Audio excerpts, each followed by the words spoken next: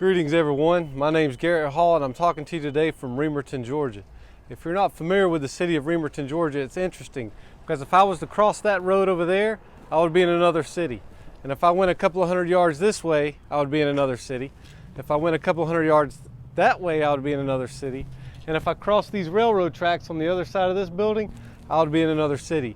Because the city of Remerton is only 0.2 square miles and has about 1,000 people. And it's completely surrounded by the city of Valdosta. Now you may ask, why is there a little city of 0.2 square miles surrounded completely by another city? The answer to that question is in that big old brick smokestack right between this nice apartment complex and this brand new storage facility. This image from the Lowndes County Historical Society and Museum shows the mill from the mid-20th century. People familiar with the area will notice the intersection of Bay Tree Road and Gordon Street near the north side of the mill. This area looks much different than it does today, but the tall smokestack is still a prominent feature. Today these roads are paved, wider, and lined with successful businesses. There's traffic at all hours of the day, and street lights are constantly changing from red to yellow to green. Keep in mind that the land west of the railroad tracks and north of the main dirt road visible in this picture is today part of the city of Valdosta. So that smokestack belonged to Strickland Cotton Mill. Strickland Cotton Mill was established in 1899 by B.F. Strickland. When they built the cotton mill, as I said earlier, there's railroad tracks. You can't see them, but they're right on the other side of this building. Those railroad tracks belong to the Southern Railroad, which was newly completed through here in 1899. They chose this spot for the Strickland Cotton Mill because it was at the time about 2.5 miles from Valdosta. And I told you earlier, today the city of Remerton is completely surrounded by Valdosta. But in 1899, they wanted to ensure that if anything was to happen, if that thing was to explode, if the mill was to catch on fire, anything like that, it would happen away from the city of Valdosta. So they built the mill, and immediately in the surrounding area, they started building homes. They started cutting down the trees and building homes for the workers that worked in that mill. Cotton was a big product here at the time. It still is relatively important, but it's not as important as timber. But in 1899, cotton was the main crop of this region. And so building this cotton mill here, the investor, B.F. Strickland, the owner, he stood to make a lot of money. And of course, being next to the railroad tracks would help him ship that cotton out. Eventually, this little village grew as they built more houses. They built shops and businesses and things like that started to grow around this mill. They referred to it as Remerton or Remertown, and it was named after a man named Remer Lane. Remer Lane was a bank president, and he was one of the financiers of Strickland Cotton Mill. So people began referring to this village as Remerton. And then in 1951, it actually became a city. So the city of Remerton grew out of this village of the people who worked in this mill. As the city of Remerton grew, so did the city of Valdosta, and eventually the city of Valdosta grew around the city of Remerton. Now this cotton mill, it was in use from 1899 to 1979. And for most of its history, it actually used steam power and kerosene lighting. In 1979, the mill closed, but a few years later, it was bought by Whippo Industries, and it became Sugar Creek Textile Mill. Now, on the other side of that railroad track is a little body of water called Sugar Creek, which is where that name came from. In 1985, Frank Wilkinson bought the mill, but he moved operations to another location. And eventually this mill that was right here became abandoned. In 2012, the owners of the mill, it was no longer in use, but the people who owned the property, that company was called Remerton Mills LLC.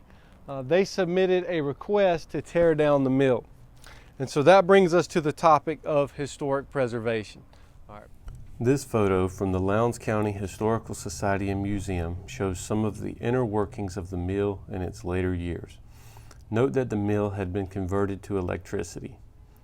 When the mill opened, it had 5,000 spindles and 125 looms and produced 40,000 yards of cotton textiles per week. By 1972, the mill had grown to 20,000 spindles and 574 looms. The mill initially produced cotton packaging to make sacks, but as cotton sacks went out of favor for other materials, the mill switched to producing cotton for sheets, clothing, diapers, and draperies.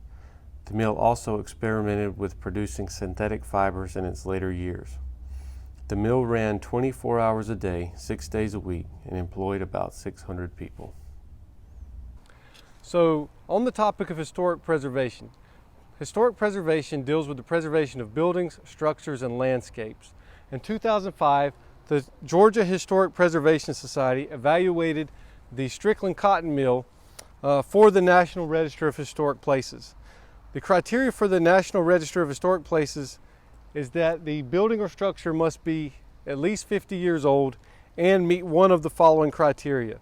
The building must be associated with events that have made a significant contribution to broad patterns of our history. The building must be associated with the lives of significant persons from our past.